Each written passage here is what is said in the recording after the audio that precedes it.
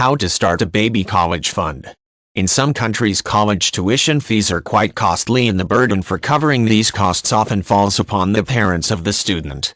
Consequently, baby college fund savings plans are popular for many parents. People who establish such plans split the cost of college over a lengthy period of time, but in many places there are also tax benefits for individuals who start a baby college fund. In many instances, a baby college fund takes the form of a mutual fund or a brokerage account. It contains a variety of stocks and bonds. People wishing to start such a fund must contact a licensed investment broker or a securities agent employed by a local bank. Securities laws in some areas enable individuals to create investment accounts online, although people who administer their own accounts do not receive any investment advice from licensed brokers. Typically, a baby college fund has to be opened under the name of the account beneficiary as opposed to the name of the parent or guardian who intends to fund the account.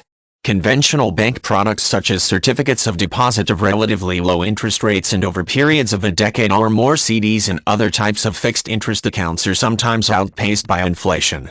Consequently, many people prefer to invest in securities because while these vehicles have no principal protections, historically stocks and bonds have grown at a faster rate than CDs over periods of 10 years or more. Some investment companies market portfolios of investments that are specifically designed to hold college funds. Investors who use online brokerage accounts typically have to make their own decisions about which securities to buy. In some areas, local education authorities operate prepaid college tuition plans. Generally, people who invest in these plans are able to pay for future tuition costs based upon the current tuition rates rather than the costs that are in place when the classes commence. Anyone wishing to open such a baby college fund must provide the plan operator with the name and date of birth of the fund beneficiary. Many of these plans have to be paid for with single premium payments, although some authorities allow donors to set up recurring monthly plan contributions. Under national and regional tax laws, many people are able to claim tax deductions for educational expenses such as college tuition fees. Anyone claiming such a deduction must detail the amount of the tuition fees on their tax returns.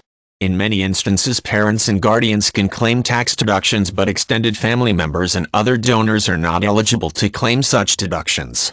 Many nations afford preferential tax treatment to college savings accounts, which mean that the funds inside a baby college fund grow on a tax-deferred basis. Either the donor or the beneficiary may have to pay taxes on the account proceeds if funds are withdrawn for any purpose other than tuition or other types college fees.